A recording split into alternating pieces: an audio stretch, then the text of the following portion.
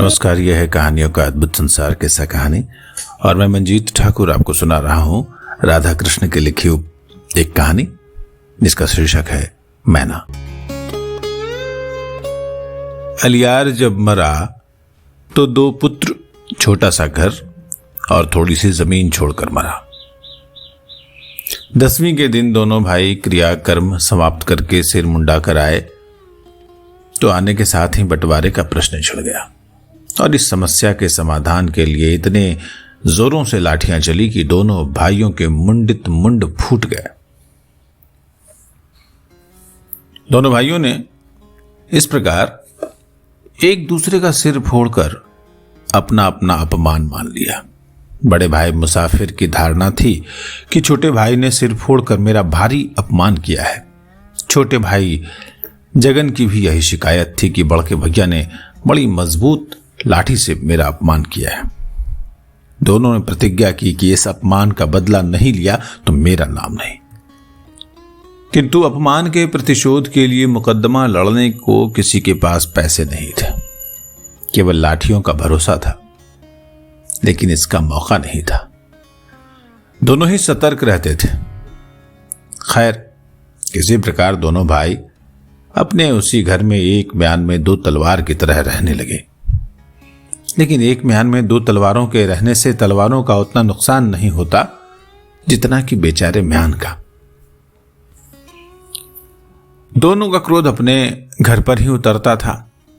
मुसाफिर राम को जरूरत हुई तो छोटे भाई के लगाए हुए कुम्हड़े और करेले की लताओं को तहस नहस करके अपनी गौशाला बना ली। इधर जगन ने आवश्यक समझते ही बड़े भाई के भंडार घर को तोड़कर दरवाजे के साथ मिला दिया। घर तोड़ने की खबर सुनते ही मुसाफिर राम अपने भाई का सिर तोड़ने के लिए तैयार हो गए, किंतु गांव वालों ने बीच बचाव करके झगड़ा शांत कर दिया। ये लड़ाई केवल पुरुषों तक ही थी ऐसी बात नहीं है। स्त्रियों में भी ऐसा घमासान वाक युद्ध होता था जिसका ठिकाना नहीं। हाथ चमकाकर, माथा मटकाकर, नथ हिलाकर ऐसी ऐसी गालियों की बौछार की जाती थी जिसका अमृत रस लूटने के लिए गांव की सारी महिलाएं एकत्र हो जाती थी। मुनिया को आदमी का मांस खाना अभीष्ट नहीं था, फिर भी बड़ी तेजी से निनाद करके रधिया को धमकी देती थी, तेरा भतार खा जाऊंगी। अब रधिया भला अपनी चीज कैसे दे सकती थी? चट से कहती, मेरा भतार क्यों खाएगी? तेरा मुस्टंडा तो भी जीता ही है, उसी को चबा।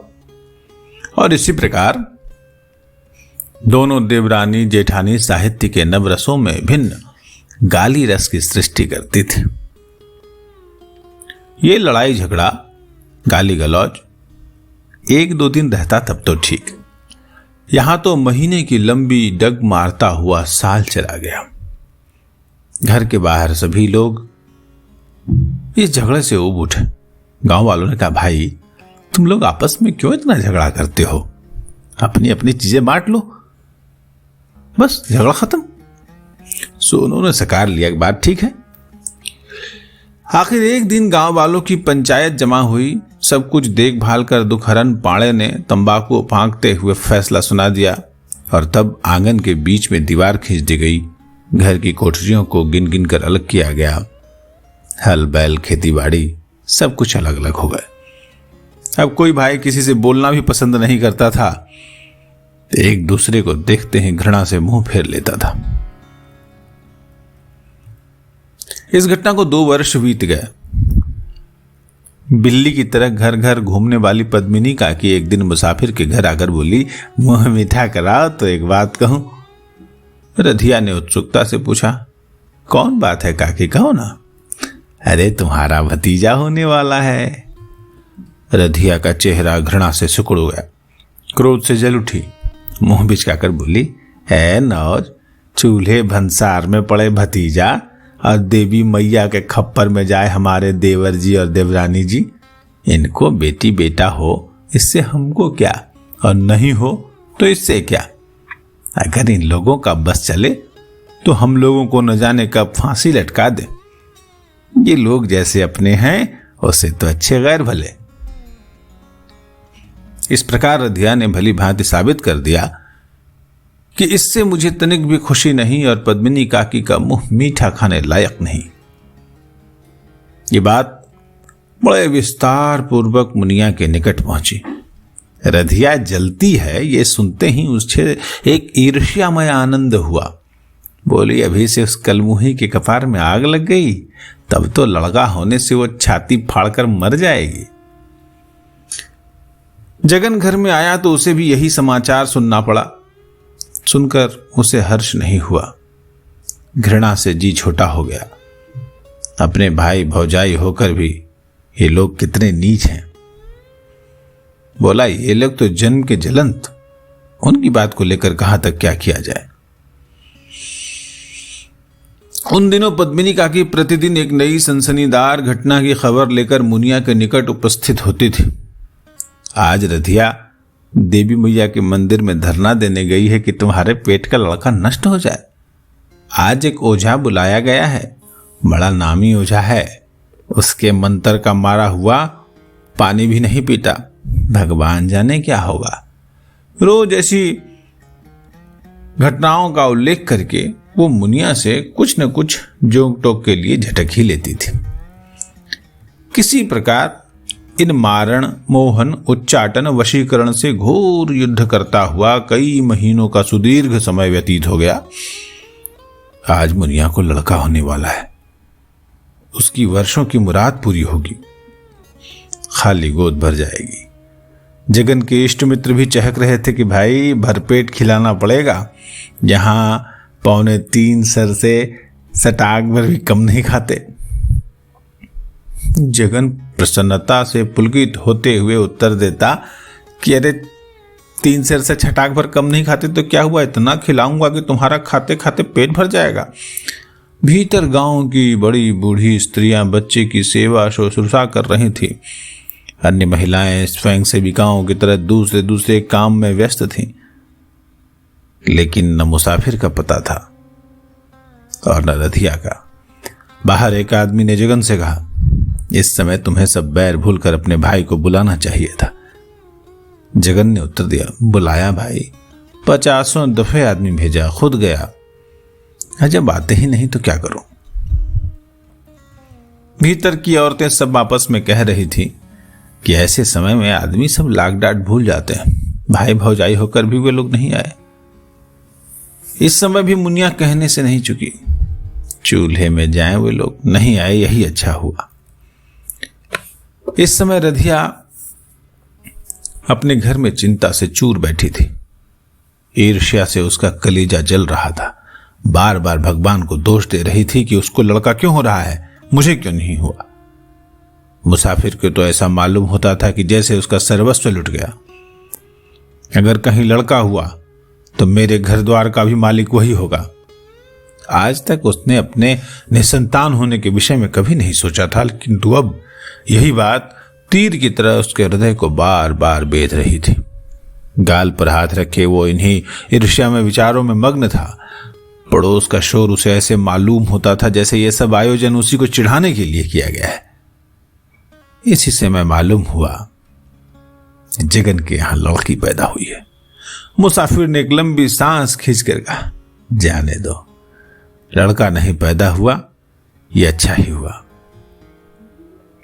यह उसके मन की वो प्रवृत्ति थी जो निराशा की डाल पर भी संतोष के घोंसले बनाती है। समय पंछी उड़ता हुआ 6 वर्षों का पथ और भी पार कर गया। जगन की लड़की मैना अपने द्वार पर बैठी हुई धूल के घरौंदे बनाती और बिगाड़ती नजर आती थी। उसे देखकर मुसाफिर को क्रोध नहीं आता था। एक प्रकार का ममत्व जागृत हो उठता था। जी में आता था कि वो उसी धूल धूसरित बालिका को गोद में उठाकर चूम ले। वो दूर से बैठकर उसकी बाल क्रीड़ा को देखता था और फूला नहीं समाता था। मैना को गोद में लेने की बलवती इच्छा को वो कैसे दबाता था ये इसके सिवा किसी और को नहीं मालूम। आषाढ़ रथ द्वितीया के दिन उसी के गांव के समीप करौंदी में मेला लगता था। उस मेले में कोई खास बात नहीं थी। जगन्नाथ स्वामी के मंदिर में खूब घड़ियाल घंटा बजाकर उनकी पूजा होती थी। संध्या के समय मनुष्यों के रथ पर लाद कर देवताओं को एक मंदिर से दूसरे मंदिर में पहुंचा दिया जाता था। आसपास के सभी गांव वाले वहां एकत्र होते थे। काफी भीड़ जुट जाती थी। मुसाफिर भी वहां गया था। वहां खिलौने की दुकान देखकर ठिठक गया। इच्छा हुई कि मैना के लिए कुछ खिलौने लेता चलूं। फिर उसने सोचा, मगर इसके लिए कहीं जगन या उसकी बहू कुछ कह दे तो। उसने अपनी इच्छा को बलपूर्वक त्याग दिया और आगे बढ़ा। आगे भी खिलौने की दुकान थी। एक से एक अच्छे खिलौने भांति भांति तरीके से सजा कर रखे हुए थे। मुसाफिर रुक गया और दुकान की ओर देखने लगा। खिलौने सभी सुंदर थे। जिस पर दृष्टि जाती थी उससे आंखों को हटाना कठिन था। इनमें से यदि एक भी खिलौना मैना को मिले तो वो कितनी खुश होगी। मुसाफिर की कल्पना की आंखों के आगे मैना उसके दिए हुए खिलौनों को लेकर छाती से लगाए हुए दिखलाए पड़ने लगी। वो इसी आत्मविस्मृत दशा में दुकान के सामने खड़ा हो गया। एक खिलौना उठाकर उसने पूछा, इसका दाम कितना है? 6 आने। मुसाफिर को मानो होश हुआ। ये खिलौना मैं किसके लिए खरीद रहा हूं? उसके लिए जो मेरे दुश्मन की बेटी है। मगर अब क्या करता? दाम पूछ चुका था। अगर वहां से यूं ही चल देता तो बड़ी हेठी होती। टाल देने के लिए बोला, अरे 3 आने में देते हो तो दे दो। अगर लेना ही है तो 4 आने से कौड़ी कम नहीं लूंगा। अब तो सिर्फ 4 पैसों पर बात अटक गई। अगर ले ही लूं तो क्या होगा? मेरा दुश्मन जगन है कि उसकी लड़की? बेचारी क्या क्या कसूर। वैसे वो जगन की लड़की है, वैसे ही मेरी भी लड़की है। बेचारी को मैंने कभी कुछ नहीं दिया। लोग अपने भतीजे भतीजी को 1 2 लाख दे देते हैं। अगर मैंने 4 आने का खिलौना दे दिया तो क्या दिया? मुसाफिर जब खिलौने को खरीद कर चला तो उसके हृदय में जितना उल्लास था उतनी ही झगड़े की आशंका भी थी। सांझ के समय घर पहुंचा।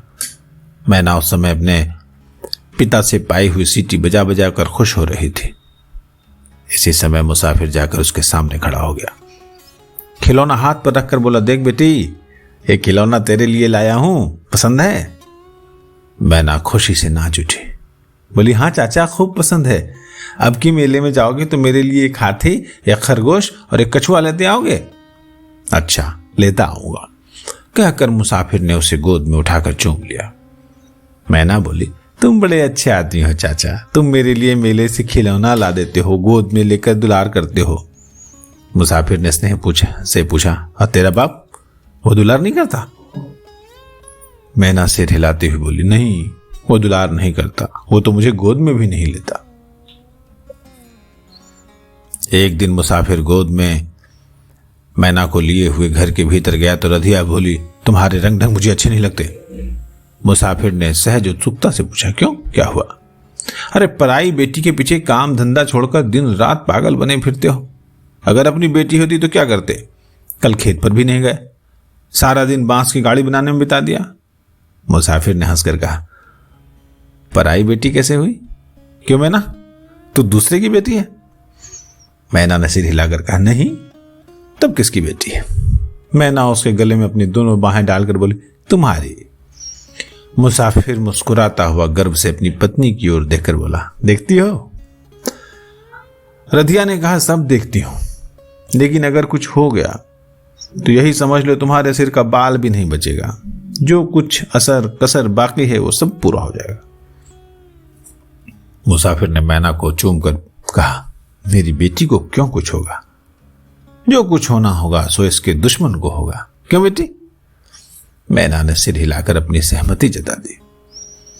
रधिया ने मुंह बुलाकर कहा, एक दफे कपार फुटवा ही चुके हो, अब की मालूम होता है कि मुझे उखड़वाओगे।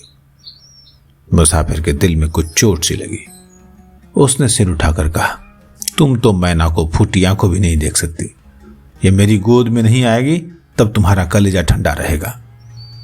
रधिया तीव्र स्वर में बोली, कौन कहता है कि मैना मुझे फूटी आंखों नहीं सुहाती? बोलते हुए कुछ लाज भी लगती है कि नहीं? लड़के बच्चे भी किसी के दुश्मन होते हैं। मैना को देखती हूं तो गोद में लेने के लिए तरस कर रह जाती हूं, मगर करूं तो क्या करूं? इसके माँ बाप ऐसे हैं जिनसे दुश्मन भी भला। छोड़ देती हूं कौन जाने मैना को दुलार करने से हमारे मालकिन जी राणीपूती कहने लगे। इसी समय मैना अपने चाचा की गर्दन झकझोर कर बोली, चाचा चलो गाड़ी पर चढ़ाकर टहला दो। चल, कहता हुआ मुसाफिर उसे लिए हुए घर से बाहर चला गया। उस दिन मैना गाड़ी पर चढ़कर खूब घूमी, लेकिन जब उसकी छोटी सी गाड़ी समस्त गांव की परिक्रमा करके लौटी तो उसे कुछ ज्वर सा हो गया था। मुसाफिर ने देखा कि उनका शरीर कुछ गर्म है। बोला, घर चली जाओ बेटी, शायद तुम्हें बुखार आएगा। मैना जिद करने लगी, नहीं चाचा थोड़ा सा और घुमा दो, थोड़ा सा, फिर घर चली जाऊंगी। अरे नहीं नहीं, अब घर जाओ। मैना मलिन मन गाड़ी से उतरकर घर चली गई। उस दिन वो बहुत उदास हो गई थी। चाचा थोड़ा और घुमा देते तो क्या होता। दूसरे दिन मुसाफिर दिन भर मैना को नहीं देख सका। मालूम हुआ कि उसे ज्वर हो आया है। मुसाफिर दिन भर बहुत ही उदास रहा। खेत पर भी नहीं जा सका। बैल भूखे थे, उन्हें सानी देने की भी याद नहीं रही। मालूम होता था जैसे वो निर्वासित कर दिया गया है। मैना के बिना उसे अपना जीवन सुनसान और भयावना प्रतीत होता था। वो जहां बैठा था दिन भर वहीं बैठा रह गया। रात हुई तो रधिया आकर बोली, आज खाओगे नहीं क्या? नहीं, आज भूख नहीं है। अरे तुम तो मुफ्त में अपनी जान गंवा रहे हो। जिन लोगों के लिए जान हत रहे हो उन्हें तो तुम्हारी परवाह नहीं है। ये किसी से नहीं हुआ कि तनिक बुलाकर दिखला देते। अरे बच्ची, कल ही भली चंगी थी, आज न जाने कैसे क्या हो गया। मेरा तो जी चाहता है कि जाकर एक बार देख आती। मुसाफिर प्रसन्न होकर बोला, अरे चली जाओ ना, देखती आना। रधिया ने कहा, जाती तो, लेकिन महारानी जी से डर लगता है कि कहीं डाइन कह के बदनाम न कर दे। और तुम्हारा सपूत भाई भी तो कम नहीं है ना। ना, मैं नहीं जाऊंगी, तुम ही जाओ। अरे तुम्हारे जाने से लोग बुरा मानेंगे तो क्या मेरे जाने से भला मानेंगे? तो जाने दो, मगर चलो खाना खा लो। ऐसे कब तक रहोगे? जब तक मेरा मन करेगा। भगवान लोगों को दुख देते हैं तो क्या सभी खाना छोड़ देते हैं? दुनिया का काम तो सभी को करना ही पड़ता है। खाऊंगा तो जरूर, लेकिन अभी भूख नहीं है। रधिया निराश होकर चली गई। मुसाफिर वहां बैठा बैठा क्या सोच रहा था ये वही जाने। लेकिन जब रात भीग गई, 10 से ऊपर हो गए और रात्रि के सन्नाटे में कुत्तों का भौंकना जारी हो गया, तब मुसाफिर जगन के द्वार पर जाकर खड़ा हो गया। दीवार से कान लगाकर बहुत देर तक मैना की बोली सुनने की चेष्टा की, किंतु निष्फल ही रहा। अंत में निराश होकर घर लौट गया और चुपचाप सो गया। मैना 3-4 दिनों तक तो बुखार में डूबी रही। 5वें दिन सन्निपात हो गया। बचने की आशा जाती रही। मुसाफिर ये सब सुनता था और मन ही मन हाय करके रह जाता था। आखिर एक दिन मुनिया के क्रंदन से जगन का घर गूंज उठा। मुसाफिर के हाथ पांव फूल गए। वो पागल की तरह दौड़ा हुआ जगन के आंगन में पहुंच गया। घबराया हुआ बोले, जगन, ए जगन, क्या हुआ? जगन रोता हुआ घर से निकला, भैया हम लुट गए। मैना। मुसाफिर भी कातर भाव से हा कर करके रो उठा, हाय मेरी बच्ची। जब लोग मैना की लाश को उठाकर ले चले उस समय मुनिया भी सिर के बाल खोले पागलों की तरह रोती हुई जा रही थी। हाय रे मेरी भली सी बच्ची को लेकर तुम लोग कहां जा रहे हो? लाओ उसे मुझे दो, वो दूध पीकर चुपचाप सो जाएगी। हाय रे मेरी बच्ची। इसी समय रधिया अपने घर से दौड़ती हुई निकली और मुनिया को पकड़ लिया और उसे अपने छाती से लगाकर बोली, मत रो बहन, मत रो। भगवान ने हम लोगों को दुख दिया है तो सहना ही पड़ेगा। और इस समय शव ले जाने वाले लोग आंखों की ओट हो चुके थे। ये कहानी राधा कृष्ण की लिखी हुई। इस कहानी का नाम था मैना। यह आवाज आप सुन रहे थे मंजीत ठाकुर की। नमस्कार।